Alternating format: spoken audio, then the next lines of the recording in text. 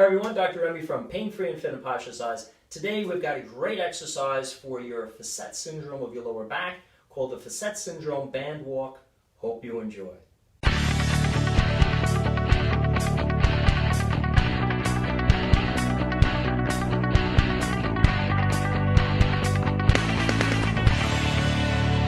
So band walks, where we affix a band around our thighs and walk against the resistance of the band trying to bring our legs together. This exercise has been covered in other videos that we have, for instance, the spondylolisthesis band walk. But for facet syndrome, we're going to tailor it and make it a unique exercise by putting a few twists in it so that it better targets the biomechanical problems of facet syndrome that aggravate facet syndrome pain. Remember that many people with facet syndrome have a compression of their facet joints in the lower back because of an increased arch in the back. And many times that's due to the typical postural problem of an anterior pelvic tilt, where the pubic bone is lower than the tailbone. Normally they should be level in good posture. The muscles that run along the inside of our thighs, the hip adductors that attach to the pelvis around the pubic bone, some of these also act in their particular fiber orientation as hip flexors, where when they're tight, they also lead to that anterior pelvic tilting posture.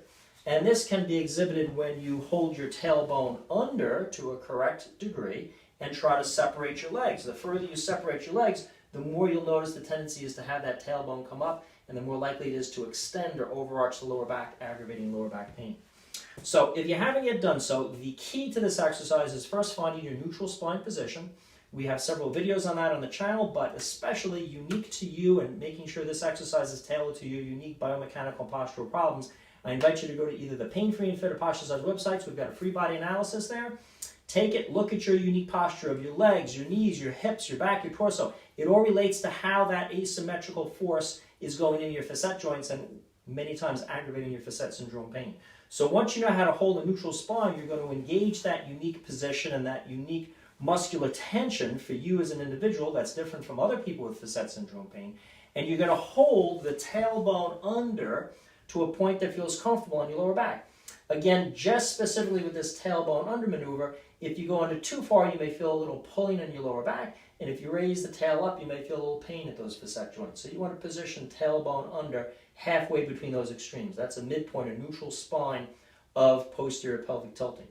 As you hold that, you're going to separate your legs, and again, the further down the band is, the harder the resistance will be to separate your legs, and you're only going to go to a point where you feel you can maintain that tail under position. If you go too far, there's going to be too much pulling on those hip adductor muscles, and as a result, the pubic bone is going to be forced down. It's going to irritate your lower back. So you want to make sure that once you set that tail under, keep a hand back there on your lower back as you separate your legs, to make sure that's about as wide as I can get without feeling like that tailbone is going to pop up. Now, in this position, your abdominal muscles are contracting strongly. They're pulling your pubic bone up to resist that tendency to overarch the back as the legs come apart.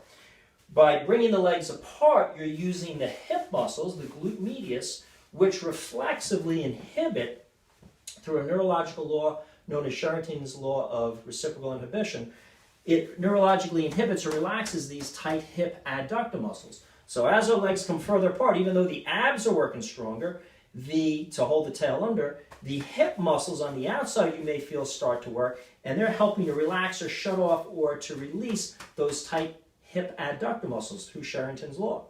And you want that, because if you have tight hip adductor muscles, you don't want to keep them tight. The whole purpose of these healing exercises is to correct your mechanics, to correct the faults that keep stressing your facet joints.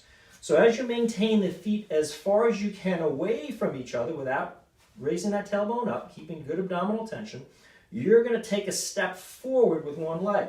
Now, as opposed to band walks, let's say if you have spondylolisthesis or some other condition, you want to emphasize stepping as forward as you can, but here's the key. Because facet joints are also aggravated with rotation or twisting, you want to limit the rotation of the twist to your lower back to a minimal or negligible degree. And the way you do that is you maintain a vertical alignment between your belly button and your pubic bone. You're going to use your abdominal and core muscles to do this. If you just step forward without thinking about that core, many times what will happen is the pelvis will swing forward and the pubic bone will turn away from the lead leg, leaving the belly button straight forward with your chest.